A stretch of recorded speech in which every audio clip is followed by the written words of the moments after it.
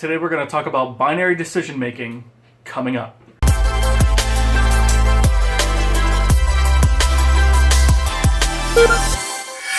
Hey guys, it's Travis Vroman.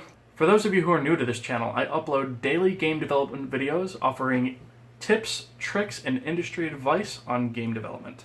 So if you haven't already, consider subscribing. So today I want to talk about binary decision making. Binary decision making is something that I kind of tripped across during my language learning a few years back. For those of you who don't know what binary is basically it's a 0 or a 1. It's a true or false. It's an either or type of thing, meaning it's either one or the other. There is no third choice. There's nothing except you either go one way or you go the other way. So how this applies to decision making is that you basically whittle your choices down until you have two choices and then you pick one. And so binary decision making is something that I have found to be incredibly useful over the years, and it's helped me basically speed up my decision making process.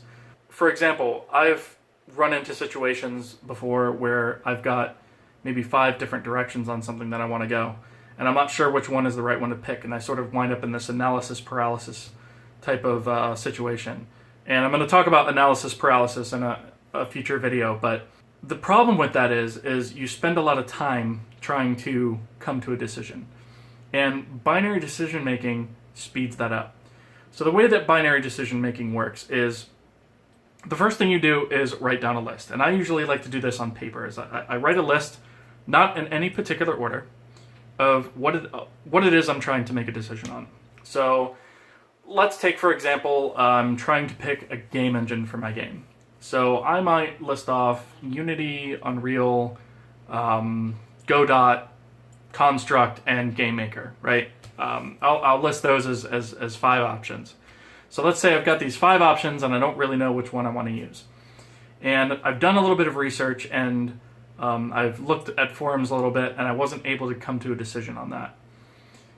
And this would be especially useful to somebody who hasn't done any game development before and has never used any of these engines before. Of course, if you use some of them, that might make the decision a little bit easier, but I digress.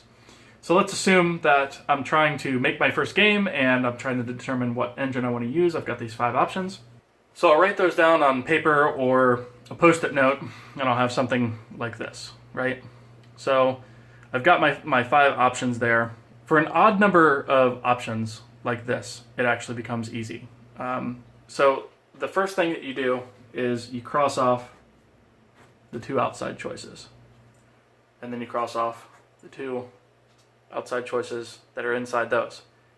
And then you're left with 1. So in this case, Construct. I just made that decision in 5 seconds. And it wouldn't have even taken that long had I not been explaining during this process. In this case, since I have an odd amount, it was really quick. Now let's say, for example, I have another 4 options, right? So I've got an even number of options here.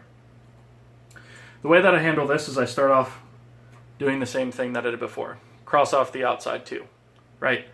And now I've got 2. So it's like, okay, this is a binary decision. I've got the 1 or the 0 essentially, or in this case, 2 or 3. So how do I decide between the 2 of those? You know, because I really can't pick one that I like better. Flip a coin. It literally becomes a coin toss at this point. Or it becomes just pick one and stick with it. But this sort of decision making speeds up that process so much that you can spend more of your time getting better with the software that you choose rather than trying to choose the software that you want to use. And so in this case, you know, I could say that 2 is heads and 3 is tails, and then flip a coin and then go, okay, well, it was heads, so now we have 2. So this is something that can be used in all aspects of life. It doesn't just apply to game development. It applies to virtually any type of decision that you're trying to make in life where you've got multiple options and you don't know which way you want to go. It's a super useful thing, and so I figured I would share it with you guys. So yeah, that's really all I've got on this. So Thank you guys so much for watching. If you haven't already, consider subscribing, and I will see you guys tomorrow.